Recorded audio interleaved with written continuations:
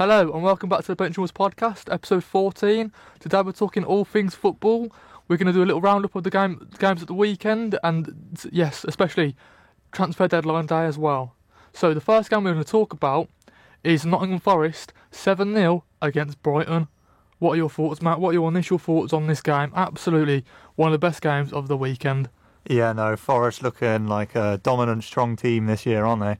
I mean, they came off a 5-0 loss last week, and they've come back to win 7-0 versus Brighton, who arguably Brighton, right, didn't have the best starting lineup. I don't know if you saw, they had two number 10s in midfield, and then I think it was it wasn't João Pedro up front, was it? It was their other striker. So. Yeah. But they were running like 5 attackers and 1 defensive midfielder and then 4 at the back. So, obviously, looking at that formation, they're going to get opened up by Chris Wood, Anthony Elanga, and, we saw that as the case because 7-0, absolutely massive win. Yeah, I've got one stat for you, just quickly, Matt. Chris Wood scored the first Forest hat-trick for the first time since 1987 at home. Now, this guy's form, he's been one of the best strikers in the league this season, hasn't he, Chris Wood? What is going on there, honestly? I want to know where it's come from, right? Because obviously he's come from so many other clubs in the past, but I know him from when I was supporting Newcastle, right? He was our backup striker for Wilson before Isak came in. Yep. And I remember specifically we were watching like a FA Cup fixture and Chris Wood, absolutely awful, right? Bottom of the barrel, worst strike you've ever seen. He missed the easiest open goal to get us through to the next round of the FA Cup. Fumbled it completely, skied it. So we sold him. He's now gone to Forest, and I don't think it's the worst thing to say. He's probably one of the best strikers in the league, top 3 at most. Especially this season, you got to think about his performances. He's scored a lot of goals so far this season. His form last season was good as well. I think near the end of the season, and then he's just continued, went into strive, and he's the top 3 this season. I think probably behind. I'd say behind Isak and Haaland. I wouldn't say Haaland because Haaland's not been that impressive. He's the best. Fine. He's probably the best on his good day, but this season, where's he been? Fine, okay, he's behind Watkins and Isak then. Watkins isn't even there either. Yeah, no, Watkins is first. Thank you, Matt. Watkins is first. So, another player I want to move on to, Anthony Elanga, because he's been really good. Elanga, sorry, pronounced that wrong. I'm very bad at pronouncing people's names. Anthony Elanga, he's been very good this season, hasn't he? I think he got also a hat-trick of assists. I think Forest star players have definitely been Wood, Elanga, and Ole Einar in defence. Yeah. I think Elanga coming from United has been an amazing move for his career because, he's just flourishing at Forest now. And getting a hat-trick of assists to go with Chris Wood's hat-trick, pretty impressive, I'd say. I think what's more impressive is scoring 7 goals in one game. How do you do that, especially against a Brighton team who are challenging for Europe? Well, I'm sure Liverpool and United fans are probably quite familiar with a 7-0 scoreline or a 7-1 scoreline. Oh, let's not mention that, man. Let's not mention that. They'll hate us in the TikTok comments. Yeah, they will. They're already hating us for the Australian Open episode, but okay, we won't go into that. Anyway, another stat for you, Morgan Gibbs-White got 100 appearances for Nottingham Forest. He's been very good. It's already been 100 appearances for Gibbs-White. I swear he only moved from Forest like a year ago. Not for Forest, Wolves. Yeah, I think it's been more like roughly 2 or 3 years, but still 100 appearances in that 2 or 3 years, I swear. No, it has been. He didn't get transferred last season. It's been 2 or 3 years at least, but 100 appearances has gone really fast. But he's also been quite good for them, though. Yeah, to end the conversation on the Nottingham Forest game, do we think Lowe will get top 4 this season? Will they finish in those Champions League spots, Matt? Well, I think looking at their final fixtures for the next few weeks, I think they've got some easy games coming up, but they've also got a few challenges here and there. I don't know if they play Liverpool again. I think they might. So that's obviously the. I'm pretty sure they wouldn't now against Liverpool. I can't remember. I think it was either a draw or they lost, but I reckon they have an easy-ish run. If they can get past these big teams, which they have the capability to, because they have the talent, easy top 4. Really? Honestly, I see Forest back in the. I see them second. In all honesty, second. City. Well, that is a bold we'll get shout. to it later. But City losing to Arsenal not help their chances. Arsenal, they're Arsenal. They will bottle it eventually. I see Forest getting second or third easily. Really? That's my shout. That's my honest opinion. I see them getting that high. Ahead of Chelsea? Ahead of Chelsea. Chelsea's been nowhere these past few months. Newcastle? Newcastle won't even get Champions League Villa? 8th. You're not getting higher. Oh, okay. I have to disagree because I feel like Nottingham Forest, they've been fantastic this season. Don't get me wrong, don't hate me, guys, but I don't know if their squad is strong enough to compete for those top 4 chances. I reckon. I'm sorry, that is not a shout. No, hear me out. Hear me out. I reckon they'll fall off towards the last 10 games. I think they'll fall off, and they might get Europa Conference League. Or even Europa League, but I don't see Champions League. I feel I don't agree with you. I feel like one of the big top 6 sides will. I just don't see that happening. I just don't see that happening. That is an outrageous shout from you. Really? In all honesty, really, you're the one who's expected to have the ball knowledge here. But minimum they're getting is 5th or 6th. There's no way they're going lower than that. And if they want to push for Champions League again, they're Champions League winners. They're going to want to be back there. This squad can do it, and then in the summer. If they get that, they'll have the money and they can just reinforce that already strong squad. There's no way they're not going to get Champions League. Okay. I think we should end it there because I feel like you are right. Minimum it would be 5th or 6th. I'm not saying that, but I don't think the top 4 is guaranteed in this league. Well, do you know who isn't getting top 4? Who's that then? Everton or Leicester, because they're in a relegation battle at the moment, aren't they? Oh yeah, that game against Everton, winning 4-0 against Leicester City. Not too bad, not too bad. Under David Moyes, they're looking way better, aren't they? I mean, what? It's only been 2 or 3 games. They're a whole new team. They're a whole new team, aren't they? Well, what? David Moyes has only been here for 2 or 3 games, and he's literally turned this team around massively since Dyche has left. Yeah, he definitely has. It wasn't working out for Sean Dyche, unfortunately, but bringing in a familiar face and David Moyes, they're looking so good at the moment. And I've got another stat for you quickly. Decore scored the 4th fastest goal in the Premier League. I think it was 10.81 seconds. Yeah, but that was a weird goal. Let's be honest. What, they passed it straight back to Pickford. Pickford hoofs it up the pitch. I think I can't remember the other attacker. Everton's one of their attackers missed the ball. So did the Leicester defender. Decore completely open, runs it in, smashes it. Quick goal. Yeah. And obviously FPL players were rejoicing with Pickford's assist and a clean sheet, so can't not complain too bad. about that. I don't know many people who would pick Pickford though. Well, he had a double game week this week, didn't he? Oh, did he? Yeah. Oh, see, with FPL, I sort of just gave up. I'm not going to lie, I gave up 10, 15 games ago at this point. Yeah, I just started the season. Your team was atrocious. Excuse me, it wasn't that bad. But better than yours, mate. But no. I'm 5th out of 40, so I'm just saying. 5th out of 40, who cares? I'm where am I? You're dead last in the league you made. Am I? Yeah, you're nowhere near the top. My TikTok league. Okay. One thing to move on then. I want to speak about Beto because he scored 2 goals. A lot of Everton fans have been slightly ranting and raving about this guy not being good enough for their team at the moment in the Premier League. But he scored 2 goals, so maybe under David Moyes he can find a bit of form where Dominic Calvert-Lewin hasn't really been doing much this season. I think they need to get rid of Lewin, I'll be honest. Really? The amount of injuries that guy brings to that team, they expect him to start every week because he is their number 1. But when he's injured that many times and he doesn't play, you have these other 2, like Beto, not bad. If he just plays more and, he gets a good manager, he can easily be a lot better than Dominic Calvert-Lewin. I reckon they just need to sell him, get the money and buy some reinforcements in either defence or midfield for that team. Okay, that is a very strong shout from you. I wouldn't go that far, but maybe who knows, at the end of the season something might change. It's really unfortunate with Dominic Calvert-Lewin because he was really good 2 seasons ago under Carlo Ancelotti, but ever since he left he hasn't really done much, has he? Yeah. Unfortunately for him. But that leads me on to the next question around Everton and Leicester. Where do we think both teams will finish at the end of the season, Matt? Well, where are they now? What? They're above Spurs now, aren't they? I think they are. I think they're 15th. Or actually, no, maybe? Spurs might have got. It's either 15th or 16th, one of them is. And then Leicester's obviously 17th, I think. Yeah, they might be right bottom. Yeah, because Ipswich is... Oh no, Southampton are right bottom. I think they're 18th. Yeah, well, or 19th. They're in the relegation battle. Leicester are in the relegation bracket. Yeah. The thing is, I don't see Leicester getting much more from this season, I'll be honest.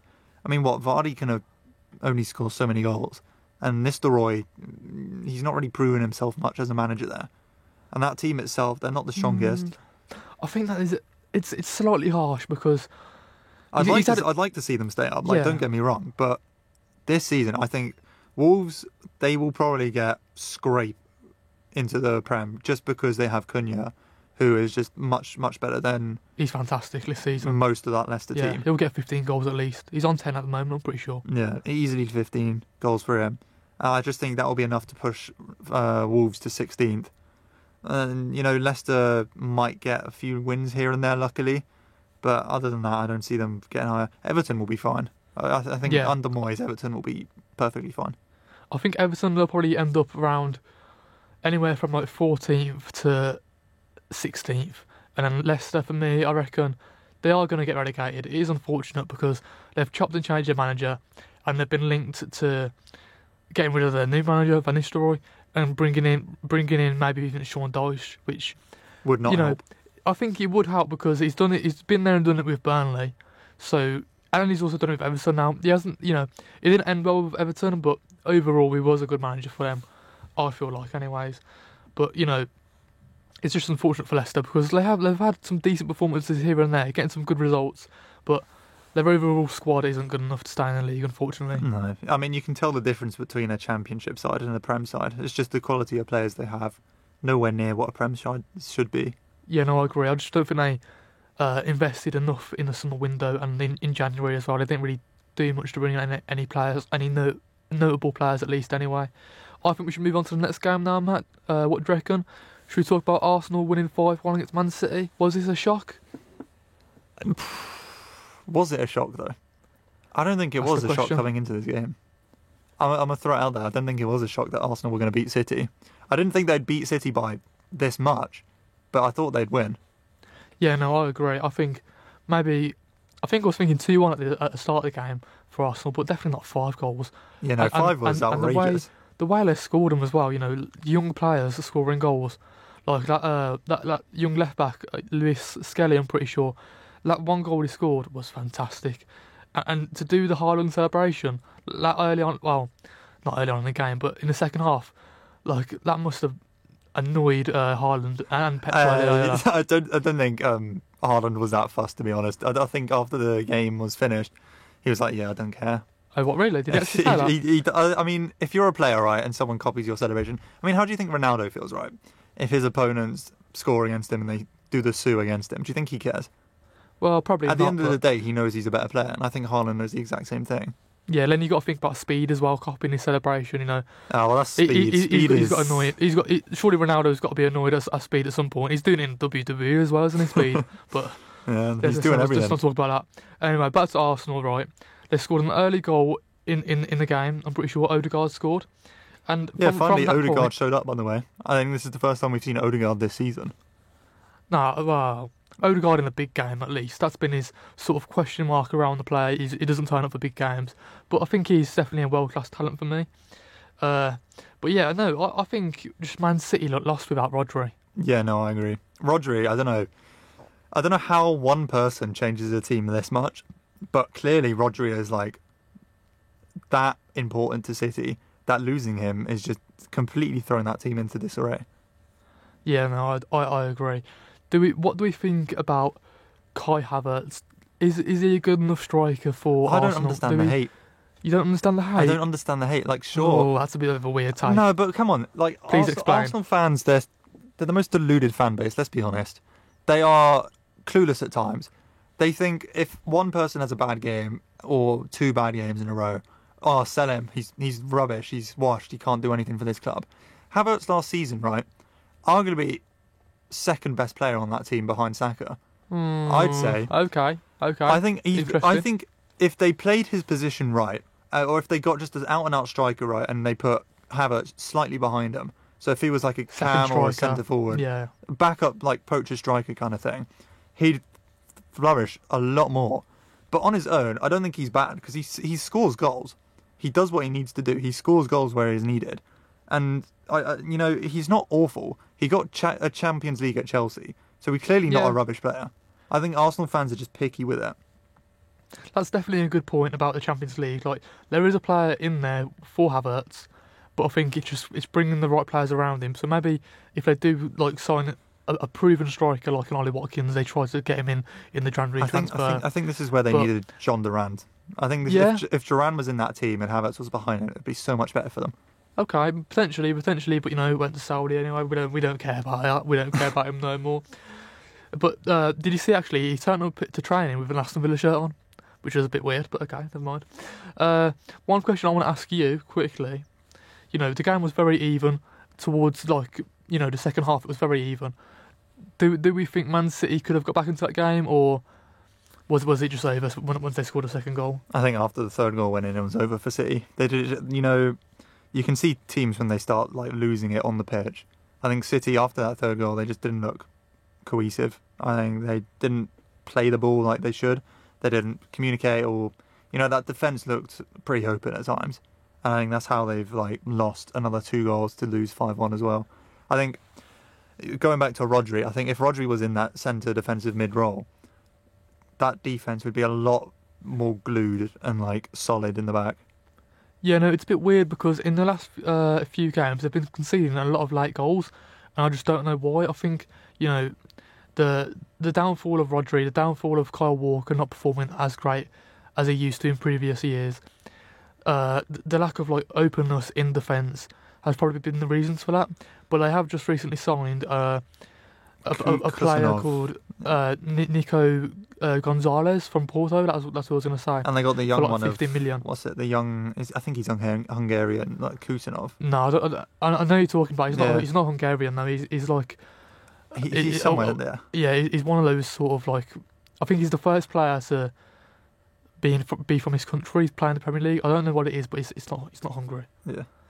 But I think we've moved on to. I think we should end that section off there. We should move on to some transfer rumours, Matt. I want to speak about the biggest transfer window of the January transfer. Okay, Marcus Rashford to Aston Villa. Do we think that's a good signing? What are your thoughts? Well, first off, is that really the biggest signing? Of course it is. Why not? It's the most talked about, yeah. But is it the biggest? Yeah. This guy.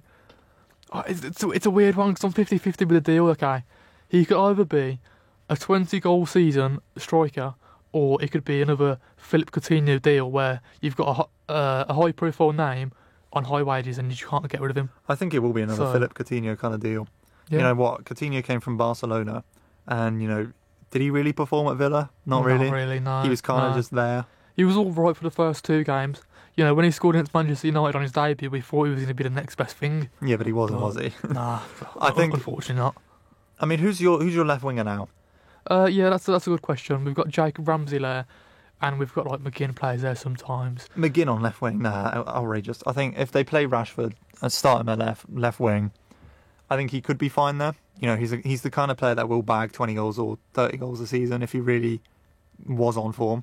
I think, what was it? United season 2-3 years ago, he was one of the top scorers in the league. I think if he keeps that form, he could be a good asset for Villa. And you have an option to buy, don't you? Yeah, the option to buy is around 40 to 50 million. I think that's cheap for Rashford. Honestly, I think it is as well. If you think about Rashford a couple of seasons ago, his price tag would have been at least, it'd been 50 million above, wouldn't it? It'd be at least 65. I'd say to 80. I'd say 80 to 100 mil for Rashford. Yeah, I wouldn't disagree. I think, this signing could really change Aston Villa's fortunes. To be honest, they could really push us up into those Champions League positions again in the league, and then also we're still challenging in the league. I think we're going into round of 16 against somebody. It hasn't been announced yet, but we're going into round of 16 of Champions League, so we could. Yeah, and Rashford will be playing in that Champions League with you, wouldn't he? Yeah, especially if you look at Aston Villa's attack now, right? We've got the likes of Ollie Watkins, Morgan Rogers, Rashford, Marlon, Bailey. You got Asensio. But I think Asensio is a bit of a waste of a transfer for you. I'll be honest. Why is that? I don't think Asensio was worth you picking up. I think he's old. I think he's injury prone. He was okay at PSG and Real Madrid, but other than that, was he really doing much? Yeah, no, I somewhat agree. It's another 50-50 for me, really, because where's he going to play? He's got Bailey and Marlon in front of him. He's usually known as a right winger. but then he's been playing centre forward for PSG this season, out of position probably. I think you're just hopeful that these signings will get you good. I think that's what it is. I think you're a little hopeful in who you've signed when I don't see them doing that well, other than maybe Rashford if he gets on form. Okay, and maybe Malin. Like Marlin's not bad. Yeah, I do like Marlon. I reckon Rashford is a good one. I'm hoping that if he's in the right headspace, working with Unai Emery is the best manager who can get the best out of him, I would say. Yeah. So I think it's a good transfer overall. Speaking of people who don't transfer, though, I want to speak of people who don't transfer. Where are my Newcastle signings? Where are they? We never ever sign anyone in January. I think the last time we signed someone in January was Bruno and Trippier 3 years ago. That's not bad. And that's not bad at all. It's not bad, but we need people now. Like, we've sold Almiron, right? Jacob Murphy, as good as he is when he's on form, he's not going to be on form forever. He gets injured more often than not. And, once he's gone, who the hell is going to play on our right wing? That's going to be the most open part of our field. And we've got no one there. We should have been signing a right winger this transfer. Yeah, it's a bit weird how you sort of got rid of Almiron and didn't replace him. That was happening for 2 years. We were going to get rid of him. We were supposed to get rid of him last year, but he stayed because we just couldn't get a deal through. Yeah, but why get rid of him if you've got no one to replace him with? Because now you just lacking players. I don't know. It's a bit strange. Maybe Eddie Howe is thinking, right, we got Harvey Barnes on the bench. Gordon, he's fine. He's fit most of the time. He'll play on the left. Put Barnes on the right. Maybe that's what he's thinking. That wouldn't be too bad. I think that having the front three of Gordon, Isak, and then Barnes wouldn't be bad. I think Barnes is an outstanding player. Kind of slept on a little bit. But I do think we should have had a signing. I think this transfer we spent zero. We didn't spend any money. Like one of the only teams. I think it was us and one other team who didn't spend any money. But we sold 40-ish mil worth of players. So I know we got Lloyd Kelly went to Juventus. That is such a weird transfer, isn't it? What a waste. Like, we got him in the summer. I think he played like 1 or 2 games for us and that's it. And now he's gone on loan. Like, was it really worth it? I think the actual deal is he's gone on loan for the half the season and he's got Juventus have got like a 20 million or something like that option to buy, isn't it? No, I think it's a permanent one, isn't it? So like it's like an obligation to buy. It's not an option, it's an obligation. So a bit of a weird transfer for me. I don't understand why Juventus have done it. It's not like he's been playing much at Newcastle already doing that well. I'd say it's a bit of a weird one. I'd say he was alright at Bournemouth. I think that's the reason we bought him in the first place. There's like backup defender for Shah and Botman. Yeah, and he's obviously played under Eddie Howe before at Bournemouth. But after that, like, what's he done? What does Juventus see in him that could possibly be worth buying him for? I don't know, to be honest. It is a bit of a strange one. I don't have the answers to that question. I want to move on to one more transfer that happened over the season, and then we'll move into a quiz, because, guys, we do love a quiz on these podcasts, don't we? So one last transfer would be Matthias Tell to Tottenham. I just want to quickly mention that because... That's a weird one, isn't it? He signed on loan. He signed on loan, right, Matt? And he declined it. He didn't sign on loan. No, he declined it the first time round, and then he signed. He declined the permanent transfer. He said yes to the loan. Yeah, exactly. So, there was reports going around that Tottenham wanted to sign him for 60 million, and then it didn't happen, and then he was happy just to sign on loan instead, which is just a bit weird because, why do that? Why not just go to a different club in the first place? You've already rejected them once. Why go again? Unless he didn't have other options elsewhere. I know he was linked to Manchester United, but I don't think they wanted to get the deal overdone either, because I think they came out and said they're keeping Garnacho, so they probably didn't want Tell instead. What are your thoughts, Matt? Yeah, no, I think it's a weird one. Like, if you say no to a club, I think that should be the end of it. Even if they say, oh yeah, no, don't worry, we won't buy you, but do you want to come on loan anyway? I think that shouldn't be an option if you decline the club for the first time. Yeah, but I don't see what he's going to do there. I mean, Tottenham are in a weird spot at the moment with Ange. Oh, sorry, yeah. No, I think he'll hit the ground running, hopefully, but because they've got a lot of injuries. The likes of Solanke's out injured, so the star striker's out injured, so he could potentially play there because he's known as a striker and left winger. So while he's out, I reckon he could score a few goals in the short term, but it just depends if he can hit the ground running or not. I'm not too sure because he's only got 1 goal this season for Bayern Munich. in like 6 or 7 games, so he hasn't had. It's a weird one. The best run of form this season at all. And wouldn't it be funny as well? He goes in, first game, gets injured. That'd be typical Tottenham this season if he just got injured on the first game. Yeah, maybe he's just like ran too much and he just his legs give way or something. I don't know. Yeah, but who knows? Who knows? I don't think Tottenham are going to do much with him, especially if it's just one striker they've signed. It's a bit of a weird signing for me, but I think it's probably the best move for him, the player, because he's guaranteed minutes now. Like all of the players are pretty much injured in that squad, so I think overall it would be good, but he's got to compete with Richarlison, so who knows how he's going to get on. I'm sorry, competing with Richarlison is not that much of a challenge, let's be honest. Don't be rude. He's not even good. Don't be rude. Oh, that reminds me, I want to talk about one more. Go on then, quickly. Anthony to Real Betis, what do we think? Oh, God, I wasn't expecting that, Matt. Anthony to Real Betis, okay. I've seen some highlight reels on Twitter, right, of him doing some skills. No, did you not see as well? He got man of the match on the first game for Real Betis. How did he get man of the match? No. If it was the same game I was watching, right, he was doing skill moves, right, and it went out for throwing at least 3 or 4 times. What's going on? I don't understand that player. Honestly, I don't understand. So some of the skill moves he pulls off, fantastic. But keep it to the 5-a-side games. You know what I mean? Keep it to the garden. Yeah. Keep it to the garden. Don't do it in a 11 side important game in the La Liga. I don't know why they've done it, but and to get man of the match as well, it's just outrageous. Yeah, it's this the thing? Like, it's a common thing. I think everyone talks about it. It's like players that go to Man United, right, get terrible. You think they're the worst players in the world. They move teams and they're instantly like stars again. Like what? Like exactly. What is going on there? Like, are we going to see that with Rashford as well? It's like Rashford's going to leave United, and now he's going to become the best player in the league. You took the words straight out of my mouth, Matt. I was going to say that because I feel like Rashford, you know, if he's at a well-structured club like Aston Villa, I think he will perform. I think he'll thrive. I'll be honest. Yeah, Emery is going to get a lot out of him. I think a successful season for Rashford would be like 10 goals in all competitions. If he can get 10, 15 goals in 4 months, that'd be outstanding, I think. You know, there's only 4 months left, so there's quite a few games, to be fair. He could still bag a few. He could do it. I think we should move on to a quiz, because we've spoke a lot about that side. Covered the 3 games, covered some transfer chat.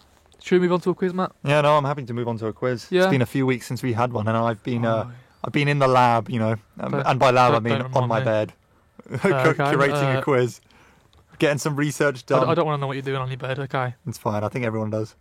No, let's move on, Matt. Anyway, so viewers at home, you can also play. Where's the camera? You can also play at home for this, you know. Write in the comments your scores and all that. Of course. So, first question for you, Harrison. Is it an easy one or is it a hard one? It's a middle ground. I'd say before we get into it, is it a career path? Is it a general quiz? This is general trivia for the games weekend. Okie dokie. For the weekend games, let's say. So, Forest put the beater on Brighton, winning 7-0, with Chris Wood getting a hat-trick. But who was the first player to score in that game? Okay. The first player to score in a game, Nottingham Forest, 7-0 against Brighton. Okay. I reckon. It wasn't Morgan Gibbs-White, was it? No. I'm not going to go with him. I'm going to go... Yeah, Matt's shaking his head. I'm going to go Chris Wood. Wrong. Are you sure? Yes, very wrong. Very wrong. Can I go again? Yep. One more go. Callum Hudson-Odoi? Nope. No? Nope. Who is it? Brighton defender Lewis Dunk. He scored an own goal. I would have never, ever have got that. I didn't even watch the game at the weekend, so... Well, you've got to be watching these games. I should have. This was the best game of the weekend. Why are you not watching it? I was busy at work. Yeah, excuses. I was busy at work. Excuses. Okay, question 2. 0 out of 1 for you now. All right. Fair enough. Second question. Yep. Wolves beat Aston Villa over the weekend, winning 2-0. Okay. Aston Villa are trying to get a Champions League push going, but where do they sit in the table currently? Oh, this is easy. They're 8th, aren't they? They are 8th. That is correct. Nice little easy one for you. Thank you. I needed that one. Get it back in. Yeah. 1-1. 1 out of 2. Well, 1 out of 2, sorry, yeah. Third question. I think we covered this earlier, so you should get it. An Arsenal player is in the news recently and in the media for a controversial celebration as it copied Haaland. Who was that player? Oh, that's an easy one. That was Lewis Skelly. It was Lewis Skelly. See? Nice easy ones for you. Now getting your hopes up. Thank you. These next 3 are a bit difficult. 2 out of 3. 2 out of 3. Newcastle lost to Fulham as well over the weekend. Both teams have faced each other now 34 times in the Premier League. Okay. But which team has won the most out of the two? Ooh. I reckon you would want me to answer, right? You would want me to answer Newcastle because it's about Newcastle to try and. But I reckon. But then you're throwing me off because it might actually be Newcastle. Do you want a clue? One team has 15 wins. Yeah. The other has 14 wins. Oh, that is so pointless. What sort of question is that? This is a sick question. I spent time looking at this. I'm gonna go. I think you're gonna try and throw me off because you're a Newcastle fan. You're gonna think I'm gonna think it's gonna be Newcastle, but I'm gonna say Fulham. It's Newcastle, 15 wins. Are you sure? Yeah, I'm positive. It's 15 wins to 14 wins. You don't want to double check? I don't need to double check. I spent time on this. You're going to question my research. I spent time looking into this.